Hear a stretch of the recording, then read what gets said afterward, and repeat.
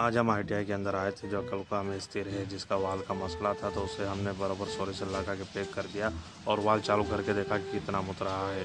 तो जो लीकेज था वो तो बंद हो चुका था, लेकिन सामने की तरफ बहुत ही बुरी तरह मुत रहा था। फिर हमने सोचा कि ज़्यादा मुतेगा, इसलिए हमने बंद कर दिया वाल। और वाल बंद करने के बाद ऊपर की तरफ चढ़े तो टाँके के अंदर भी उसका पानी ठीक ठाक यानी बहुत ही ज़्यादा ज़ोर से आ रहा था। फिर दूसरे वाल की तरफ जो हमने नज़र मारी तो बहुत ही बुरी तरह से गंदगी में लपटा हुआ था।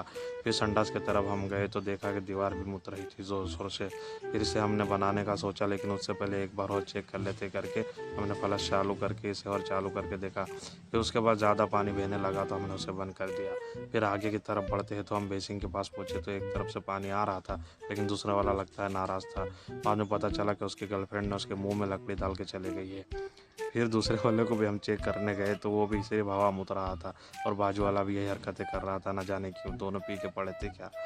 फिर दूसरा इंग्लिश भांडा हम चेक करते हैं तो वो भी ठीक ठाक थोड़ा थोड़ा मुत रहा था, इसीलिए हमने उसका मुंह बंद करके आगे की तरफ बढ़ गए और उनको साफ करके हमने क्लियर करना शुरू करा जो अंदर से पूरी गंदगी निकल रही थी। ये जो हमने तुमको दिखाया था कि जो टाइल्स मुत रही थी उसको तोड़ के देखा तो कुछ ज़्यादा ही मुतने लगी, इसलिए हमने पूरा तोड़ ताड़ के उसको मोकला कर दिया और ऊपर की तरफ आए तो वाल भी ख़राब थे। फिर मैंने इस वालों को थोड़ा छेड़ के देखा, लेकिन बाद में पता चला कि ये नाराज़ ना हो जाए, इसीलिए आगे बढ़ गए।